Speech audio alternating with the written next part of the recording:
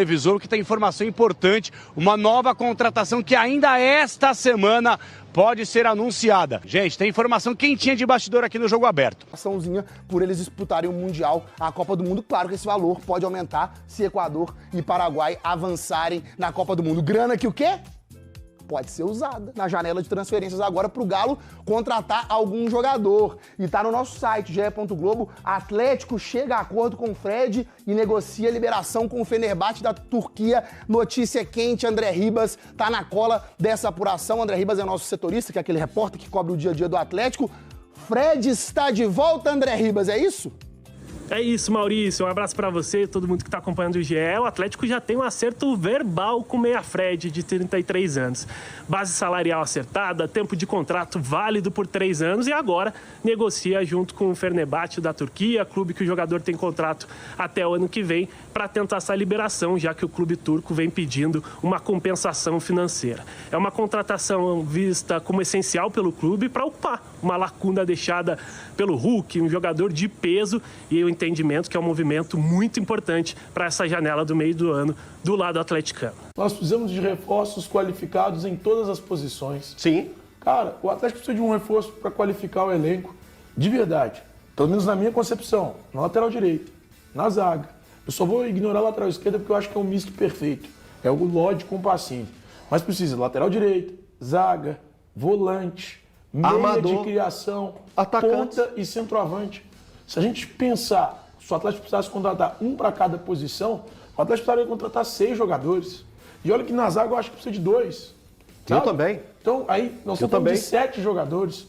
Diante do que foi trazido e informado ao Galante, a minha preocupação é o Atlético não terá força o suficiente para brigar pelo título da Copa do Sul-Americana.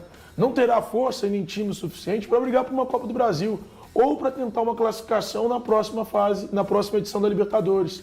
Então o Atlético será, em 2026, mais do que foi no ano passado. Mais do mesmo.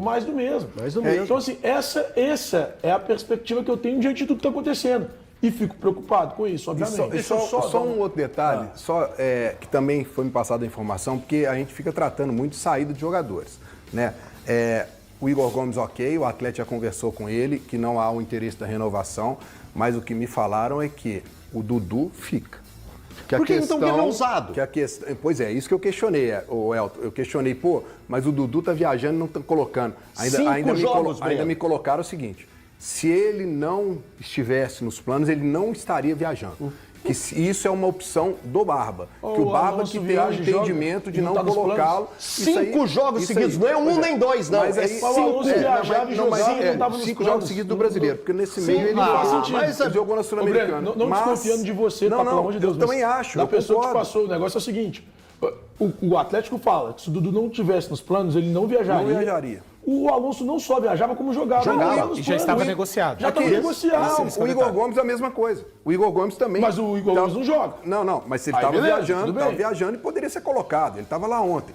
Mas é só essa questão. Porque eu tive essa curiosidade de entender qual a situação do Dudu. Porque a gente sabe que o Dudu acabou de mudou de um apartamento para uma casa agora em Lagoa Santa, uma casa com um contrato de 1 ano, quer dizer, ele fala sempre nas entrevistas que ele tem contrato com o Atlético até o final de 2028, que ele quer ficar aqui, então fui entender do Atlético. E o que me passaram é que o Dudu permanece no Atlético, que essa questão dos 12 jogos é uma mera situação, vamos colocar assim, de coincidência. É uma mera coincidência. Eu não coloco na conta do Domingues, tá? Essas questões do Atlético. Eu também não. Tá? E eu coloco na conta do departamento de futebol, mais uma vez. Eu acho que a maior preocupação para o torcedor atleticano não é somente o fato da informação trazida pelo Galante de que o Atlético não vai fazer grandes investimentos.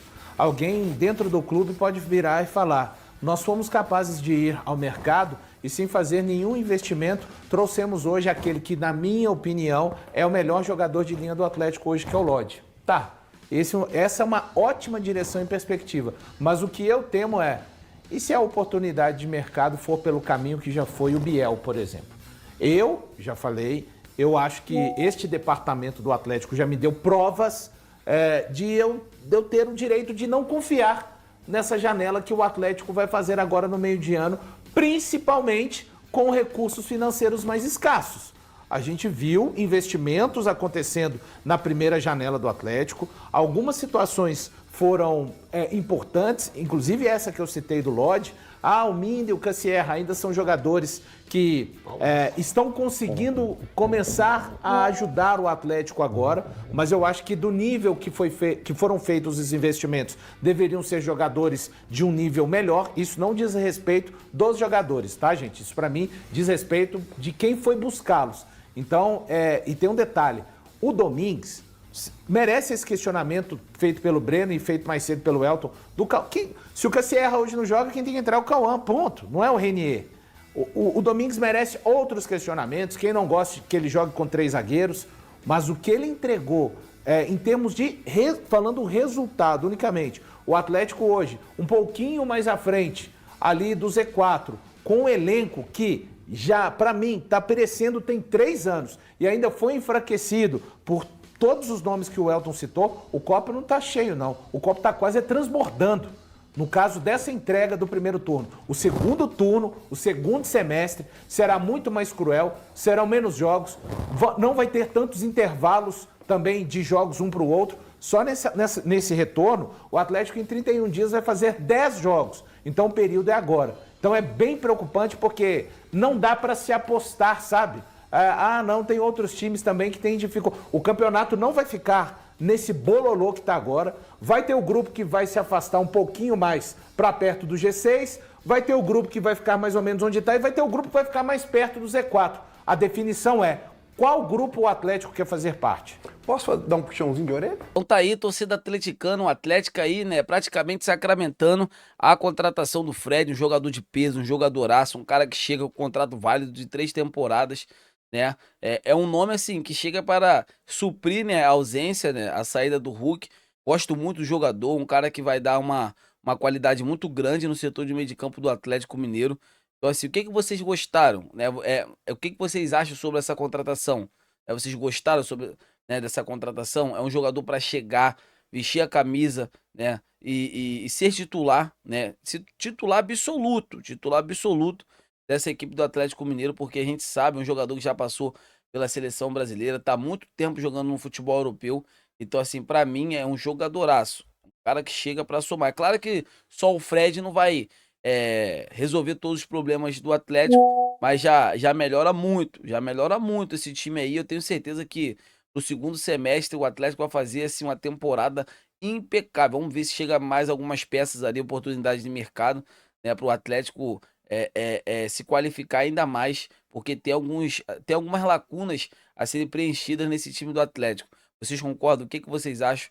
Deixa aqui nos comentários para a gente estar debatendo sobre esse grande assunto. Fiquem com Deus, amigas e amigos. Deixa o like, se inscreva no canal e até o próximo vídeo.